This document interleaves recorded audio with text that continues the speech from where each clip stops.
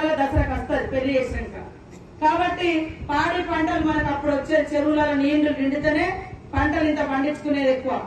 ఆ తర్వాత మనకు బతుకమ్మ వస్తే మన కూతుర్లను పిలుచుకొని కష్టాలు కన్నీళ్లు మరి తెలుసుకునేటువంటి పండుగ.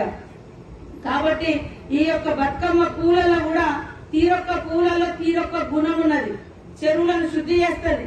మనం గౌరమ్మను పెడతాం, గౌరమ్మను మొక్కుతాం, ఆడకూతులు ఆ పసుపు ముద్ద చెరువులలో వేస్తాం. తంగేడు పువ్వు కూడా చెరువులు వేస్తాం, అన్నీ వేస్తాం. పువ్వు ప్రతి ఒక్క పువ్వుకు నీళ్లను శుద్ధి చేసేది.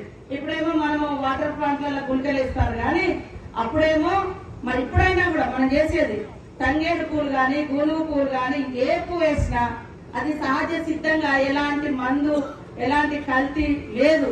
తీసుకుపోయి చెరువులు వేస్తే చెరువు శుద్ధి అయితే మరి పాడి పంటలు ఇచ్చినందుకు ఒక దిక్కు చెరువును మొక్కుకుంటూ చెరువును శుద్ధి చేసుకొని ఆ నీళ్లు మనం తాగేది వర్షాలు పడ్డ తర్వాత వచ్చే పండుగ.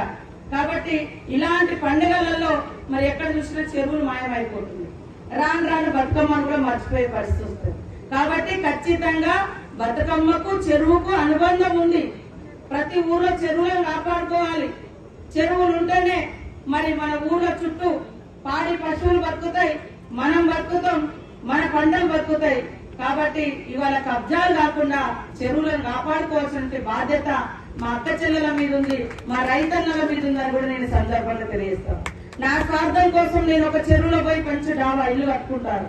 మొన్న ఇక్కడ చూసిన నట్టనడి చెరువులో ఇల్లు ఉంది. నట్టనడి చెరువు అందరు అట్లే కట్టుకుంటే మరి ఆ చెరువు ఉంటదా? పూడ్చబడుతుంది. పూడ్చబడ్డ తర్వాత ఊళ్ళ నుంచి వచ్చే నీళ్లు గాని లేకుంటే ఈ గుట్ట మీద నుంచి వచ్చే